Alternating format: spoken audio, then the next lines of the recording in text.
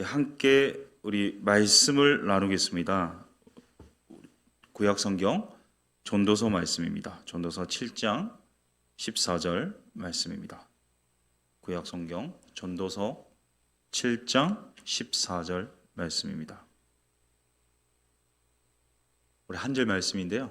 우리 같이 합독을 하도록 하겠습니다. 전도서 7장 14절 말씀입니다. 시작. 형통한 날에는 기뻐하고 공고한 날에는 되돌아 보아라. 이 두 가지를 하나님이 병행하게 하사 사람이 그의 장래일을 능히 헤아려 알지 못하게 하셨느니라. 아멘. 우리 옆에 계신 분들과 한번 인사했으면 좋겠는데요. 당신과 함께 있음에 감사합니다. 한 번 더 인사하겠습니다. 예배 자리 있게 하심을 감사합니다. 지난 주일은 추수감사 주일이었는데요. 하나님께 대한 감사의 고백을 할 수 있는 귀한 시간이었습니다. 제가 청년부에서 추수감사절에 대한 설교를 하면서 이런 내용을 나누었습니다. 감사란 지금까지 내가 살아오는 가운데 나의 기도를 들어주신 하나님, 또 내가 기도한 것 이상으로 들어주신 하나님의 은혜를 기억하는 행위다. 이런 맥락에서요, 우리가 했던 기도를 들어주신 하나님의 은혜를 기억하는 이번 한 주간 또 남은 일주일 그리고 남은 우리의 생에 될 수 있도록, 그래서 하나님께 마땅한 감사의 고백을 드릴 수 있기를 간절히 소원합니다. 그 인생사 세옹지마라고 하지 않습니까? 이 좋은 일만 계속되지 않습니다. 좋은 일이 있으면 슬픈 일이 있죠. 기쁜 일이 있다가 어려운 일이 있는 것이 인생입니다. 그러니 우리네 삶이라는 것이 내가 원하고 바라는 일만 지속되겠습니까? 요즘 우리 교회가 그렇게 맑은 날씨는 아니지 않습니까? 마치 우박이 떨어질 것 같은 먹구름 가득 낀 흐린 날씨가 현재 우리 교회의 영적 기상도라고 할 수 있지 않겠습니까? 이런 상황에서 우리가 과연 진정 감사할 수 있을까를 생각해 보았습니다. 그래서 오늘 제목을 형통한 날, 공고한 날이라고 지어보았는데요. 줄임말입니다. 전체 제목은요. 형통한 날에도 공고한 날에도 감사할 수 있겠습니까? 이런 제목의 줄임말, 형통한 날, 공고한 날입니다. 형통한 날에는요, 우리가 당연 감사할 수 있겠죠. 그런데 공고한 날에도 감사할 수 있을까? 오늘 말씀을 통해서 한번 이 부분을 살펴보고 또 점검하여서 우리 삶에서 감사가 끊어지지 않는 날마다 감사로 제사를 드리는 우리의 삶이 되기를 간절히 바랍니다. 오늘 우리가 읽지는 않았지만요, 이 본문이 위치하고 있는 전도서 그 중에서 3장에는 이런 말씀이 있거든요. 우리 3장을 한번 보십시오. 우리 3장을 같이 한번 읽겠습니다. 조금 길거든요. 1절부터 8절 그리고 11절 총 9구절인데요. 우리 전도서 3장 말씀만 같이 읽습니다. 시작.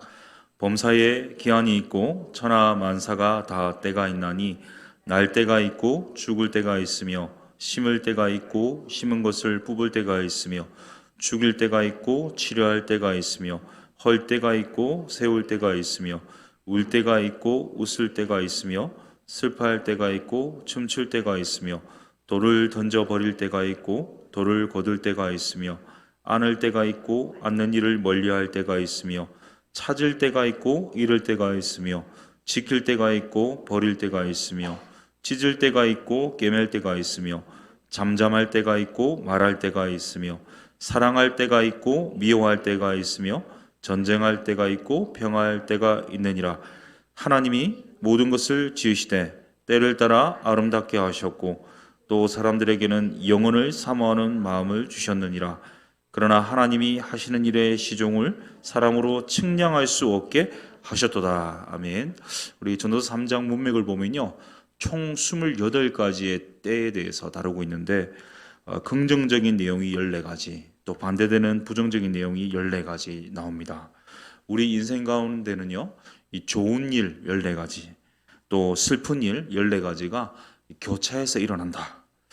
기쁨만 있는 인생은 없고요, 또 슬픔만 인생도 없다라는 말씀입니다.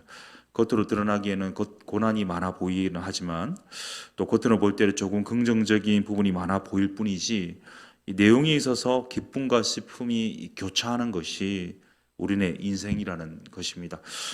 그러나 우리가 하나님 앞에서 인생 살 때에 어떤 인생이 능력 있는 인생이고 하나님께서 합당한 인생으로 보느냐? 결국은 고난만 있는 인생, 슬픔만 있는 그런 인생이 아니라 기쁨만 있는 인생, 긍정적인 것만 있는 인생이 아니라 고난도 있고 슬픔도 있고 기쁨도 있고 즐거움도 있지만 여러 가지 이런 과정들 속에서 어떻게 하면 그 모든 것을 유익으로 삼느냐 하는 것, 그것이 하나님께서 우리에게 보시는 합당한 인생의 모델링이겠습니다. 우리가 사는 인생은요 다 때가 있습니다. 언젠가 제가 설교 준비를 하고 있는데 당시입니다. 당시 8살이었던 제 딸이 옆에 와서 책을 읽었습니다. 조금 있으니까 집중을 하고 있는데 스멜이 올라오기 시작했습니다. 그래서 제가 딸에게 물었습니다. 혹시 방귀 뀌었니? 물었습니다. 딸이 고개를 끄덕였습니다. 그 말을 듣고 제가 딸이 어리지 않습니까? 상처받지 않게 하려고 이렇게 말했습니다. 아유, 향기가 좋네 라고 이야기했습니다. 그래서 제 딸이 눈을 동그랗게 뜨고는 이렇게 말하는 거예요. 아빠, 더러운 것 좋아하세요? 이렇게 말합니다. 예, 사랑하는 성도 여러분, 지금이 웃을 때입니다. 지금 웃으시라고 한 이야기인데 우시면 안 되겠습니다. 웃을 때가 있고 울 때가 있습니다. 제가 한 말을 듣고 김세훈 목사가 방귀 냄새 좋아하는구나 이런 생각하시면 안 되겠습니다. 이 때에 따라 적절하고 적실하게 행동하지 못할 때 우리는 그것을 가리켜서 때에 맞지 않다라고 말하지 않습니까? 이 때는 영어로 시즌인데요. 한여름에 눈이 온다면 그것도 이상하지 않습니까? 한겨울에 매미가 온다면 그것 또한 이상한 것이죠. 인생에도 때가 있습니다. 기쁠 때가 있습니다. 슬플 때가 있으며 눈물 흘릴 때가 있습니다. 또 웃을 때가 있습니다.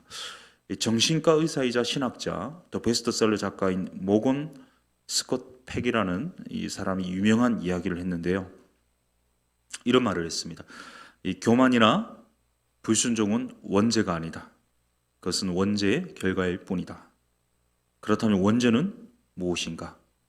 그것은 생각의 게으름이다. 굉장히 놀라운 이야기를 했습니다. 하나님을 대적하여 높아진 잘못된 이론이나 교만도 원죄가 아니라고 했습니다. 하나님의 명령에 순종하지 않은 불순종도 원죄가 아니라고 했습니다. 그러면 원죄가 무엇이냐?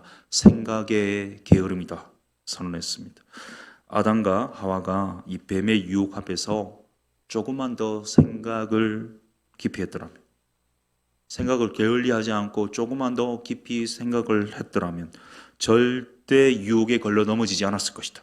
결국 원죄란 생각에 게을렀다 이렇게 보는 겁니다. 제가 이런 말씀드리면 어떤 분이 이렇게 말씀하실 수 있겠습니다. 만약 아담이 한국인이었다면 생각을 게을리할 필요가 없습니다. 왜냐하면 생각하기도 전에 뱀을 잡아 먹었기 때문입니다. 이렇게 말할 수도 있겠습니다. 지금이 웃어야 할 때죠. 지금 웃지 않으시는 분은요, 생각이 게으른 분입니다. 성공한 사람에게는요, 성공할 수밖에 없는 생각이 있다고 합니다. 행복한 사람에게는 행복할 수밖에 없는 생각이 있다는 말도 있습니다. 이 성경에 보면요, 생각에 관한 많은 이야기가 있는데요, 가룟 유다의 비극도 보면 사실은 생각으로부터 출발했거든요. 요한복음 13장 2절을 보십시오. 같이 있습니다. 시작. 마귀가 벌써 시몬의 아들 가룟 유다의 마음에 예수를 팔려는 생각을 넣었더라. 아멘. 사탄은 끊임없이 우리의 생각을 교란시킵니다. 부정적인 생각을 심어서요, 끝내 실패하도록 이끌죠. 슬픔을 심어서 기쁨을 빼앗습니다. 좌절을 심어서 절망에 빠지게 합니다. 원망을 심어서 관계를 파괴시킵니다. 의심을 심어서 불신하게 만듭니다. 미움을 심어서 살인하게 만듭니다. 때문에 생각이 얼마나 중요한지 모르겠습니다. 잘못된 생각이 그 사람을 지배하게 되면요, 그는 이내 불행하게 됩니다. 우리 주변에 얼마나 많은 사람들이 이 잘못 먹은 생각 때문에 크나큰 불행과 고통 속에 사는지 모르겠습니다.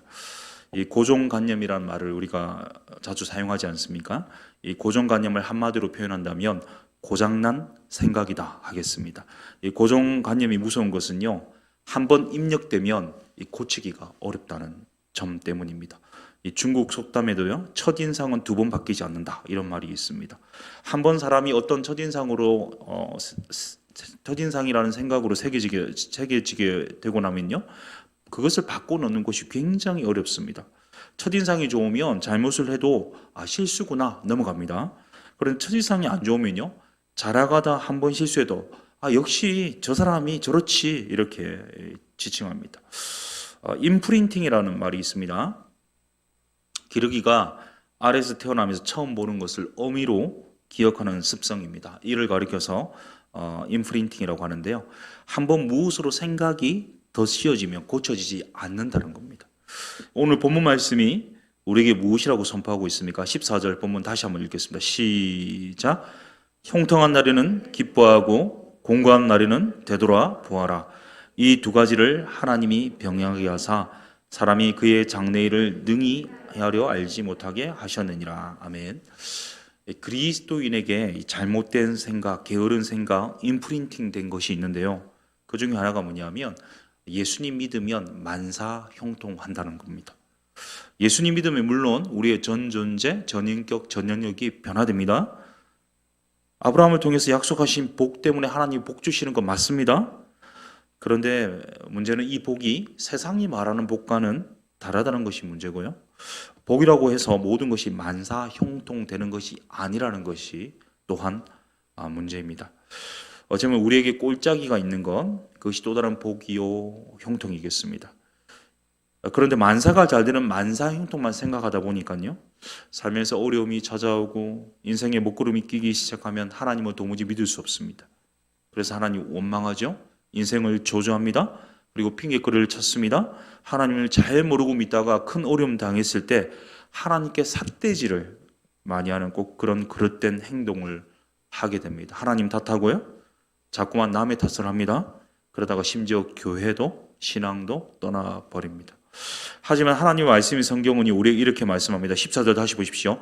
형통한 날에는 기뻐하고 공고한 날에는 되돌아보아라. 표준 세번역은 이렇게 말씀합니다.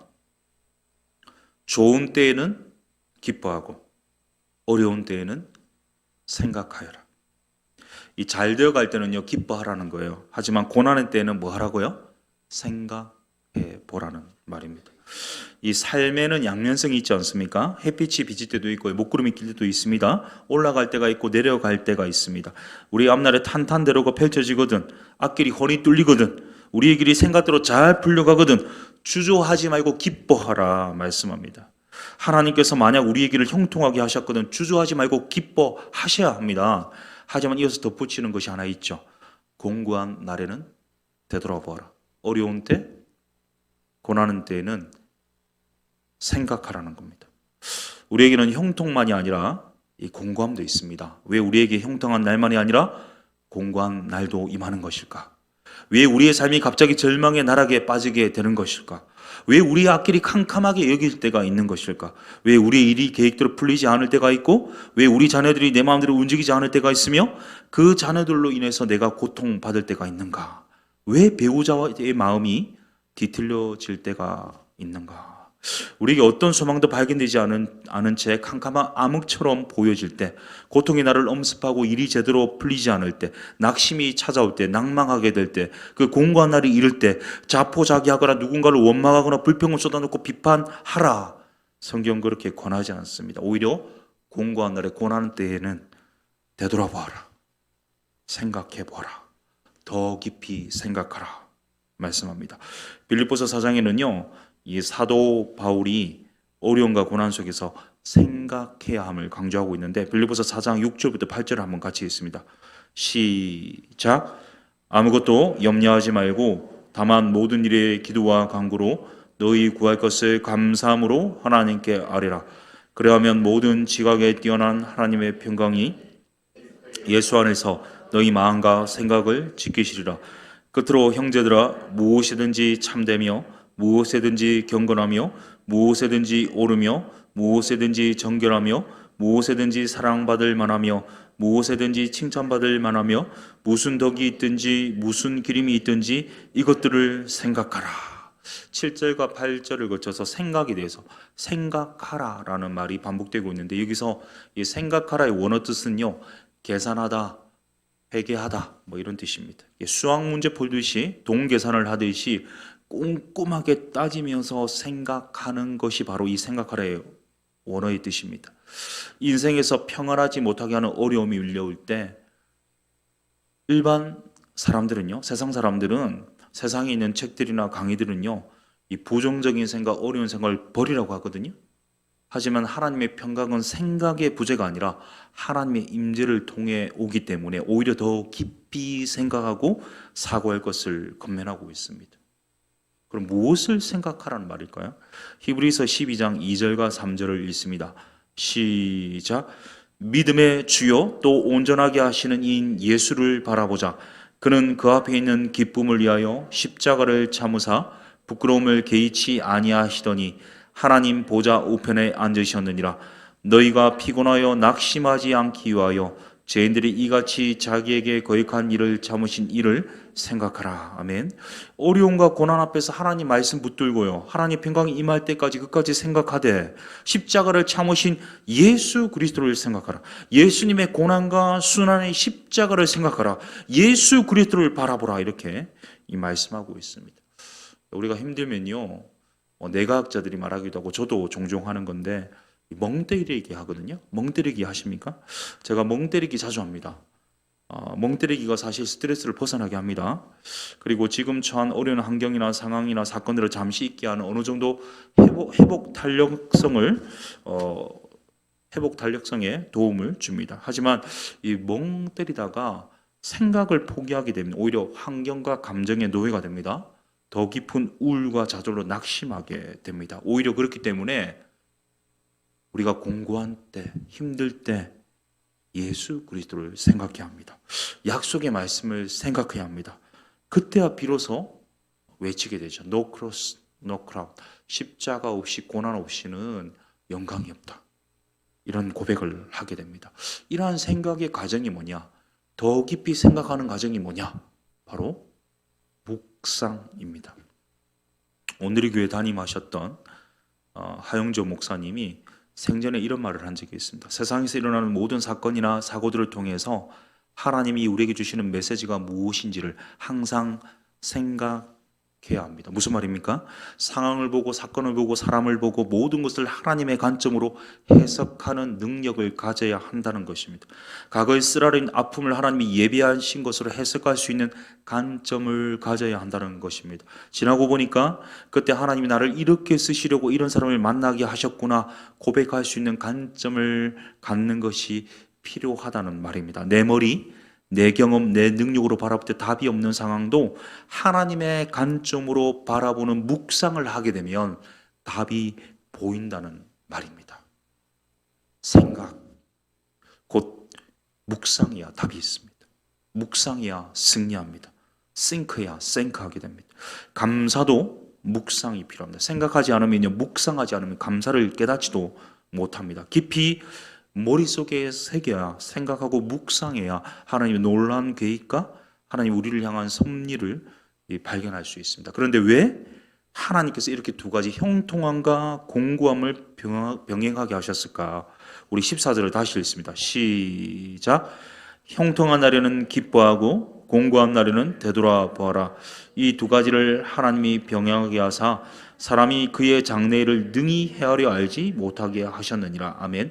사람이 장래일을 알지 못함으로 자기 자신을 의지하지 않게 하려 하기 위한 하나님의 뜻입니다. 여기서 하나님의 이것을 가리켜서 하나님의 이 섭리라고 하는데요. 이 섭리라는 단어의 영어는 프로비덴스입니다. 헬라어로는 프로노이아, 라틴어 프로비덴티아에서 왔습니다. 뜻이 뭐냐면 하나님이 앞서 보신다, 미리 보신다 이런 뜻입니다. 바꿔 말하면 우리는 미리 볼 수 없고 앞서 볼 수 없기 때문에 미리 보시고 앞서 보시는 하나님 바라보게 하기 위해서, 온전히 하나님만 의지하도록 하기 위해서 우리에게 형통한 날, 공고한 날 동시에 허락하셨다 말씀하고 있습니다. 영국에서 미국으로 항해하던 여객선이 있었는데요. 루시테니어호라는 이름의 배입니다. 이 배가 대서양 한복판에서 예기치 못한 이 풍랑을 만났습니다.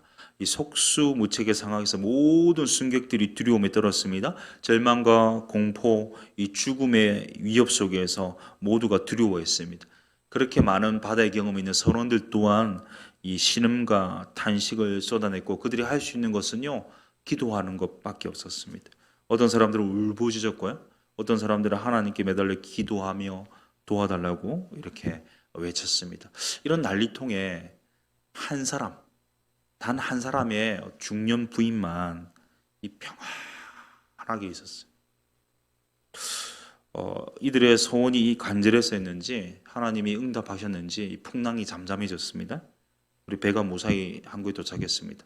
사람들은 이제 10년 감수했지 않습니까? 죽다 살아나니까 총총걸음으로 자기 갓길로 재빨리 갔습니다. 그런데 어떤 한 사람이 아까 그 긴급한 그 상황 속에서 평온했던 이 중년 부인에게 가서 물었습니다. 아니 그 난리통에 모두가 죽을 것 같은 그 위협 속에서 당신은 어떻게 그렇게 평온할 수 있었습니까? 물었습니다. 그때 부인이 이렇게 대답했어요.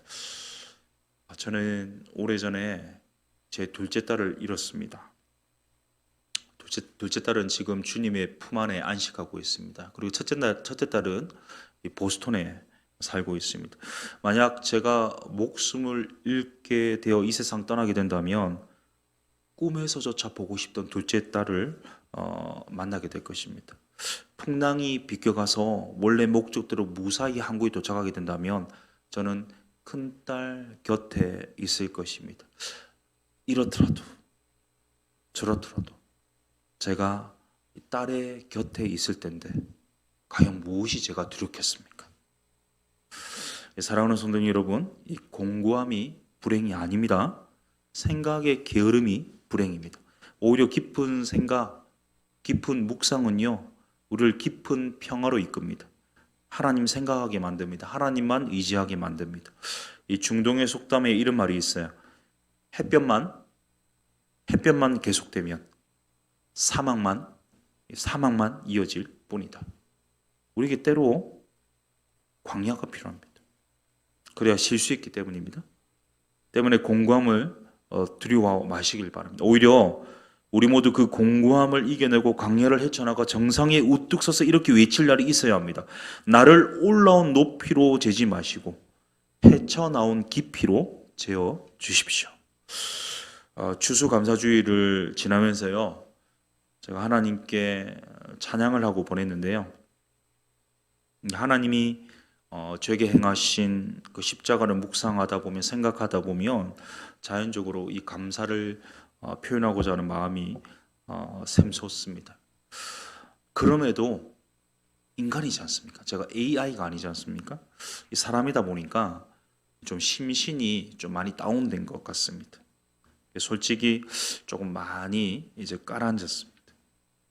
그런데 오늘 마침 이렇게 엄청 깔아앉아 있는데 추수감사주일 특별한 섬김이 일환으로 독거노인들, 장애인들, 도움이 필요한 분들에게 감사를 실천하는 시간이 되었습니다. 오늘 사실 말씀 준비 올인해도 모자란 시간이었거든요. 이 상황에서 제가 힘든데 힘든 누군가를 돕는다는 것이 굉장히 말이 안 되었습니다. 그래서 이런 상황 속에서 과연 내가 이 섬김에 동참할 수 있을까를 고민했습니다. 그런데 조금만 생각해 보니까, 조금만 묵상해 보니까요, 답이 나오더라고요. 미가서 6장 6절 8절 보십시오. 내가 무엇을 가지고, 같이 읽습니다. 시작. 내가 무엇을 가지고 요 앞에 나아가며 높으신 하나님께 경배할까? 내가 번제물로 1년 된 송아지를 가지고 그 앞에 나아갈까? 여호와께서 천천의 수당이나 만민의 강물 같은 기름을 기뻐하실까? 내 허물을 위하여 내 마다들을 내 영혼의 죄로 말미암아 내 몸의 열매를 드릴까? 사람아, 주께서 선한 것이 무엇임을 내게 보이셨나니 여호와께서 내게 구하시는 것은 오직 정의를 행하며 인자를 사랑하며 겸손하게 내 하나님과 함께 행하는 것이 아니냐. 아멘.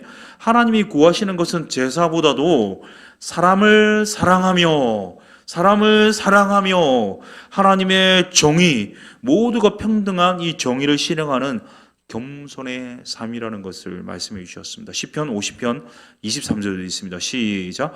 감사로 제사를 드리는 자가 나를 영화롭게 하나니 그의 행위를 옳게 하는 자에게 내가 하나님의 구원을 보이리라. 아멘. 하나님께 대한 감사를 이웃을 사랑하는 것으로 실천하는 것이 삶의 예배이자 내가 행해야 될 옳은 행위라는 사실을 깨닫게 해주셨어요. 조금만 생각해 보니까, 조금만 묵상해 보니까요. 그래서 기쁨으로 오늘 감사의 실천 특별한 사랑의 성김에 동참했는데요.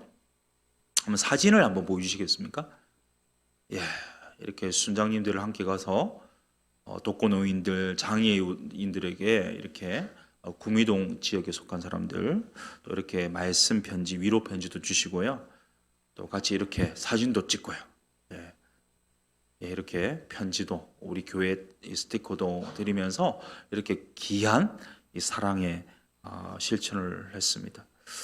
이거 하면서 물론 끝까지 저는 동참하지 않았고 우리 순장님들이 주로 이제 나눔에 집중하셨는데 저는 뭐만 하고 왔냐면 기념사진만 찍고 왔는데요. 그 짧은 순간 얼마나 기쁘고 얼마나 행복했는지 모르겠습니다. 이 귀한 성김을 준비하신 선교사역위원회나 이웃사랑 본과뿐만 아니라 오늘 동참하시고 수고해 주신 또 이 이불을 후원해 주셨던 모든 성도님들, 순장님들께 진심으로 감사드립니다.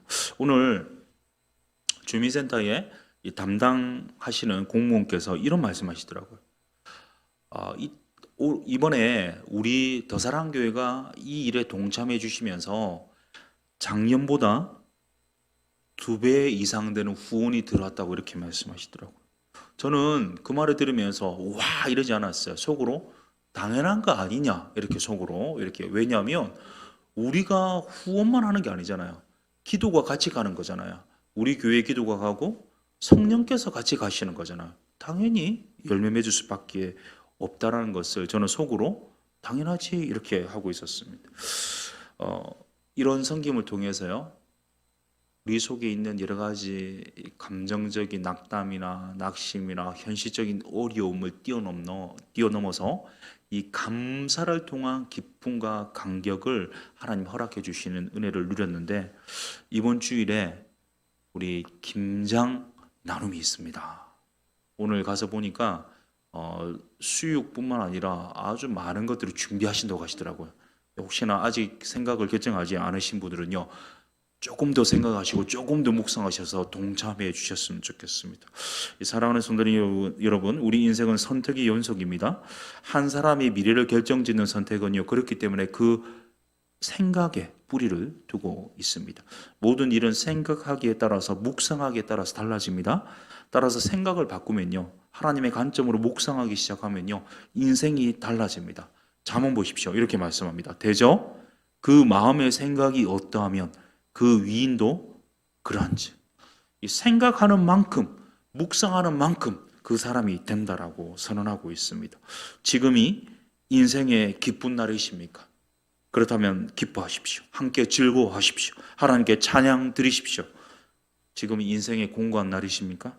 그렇다면 깊이 생각하십시오. 하나님은요, 사람을 쓰기 전에 그 사람의 생각부터 쓰신다. 이 말을 기억하십시오.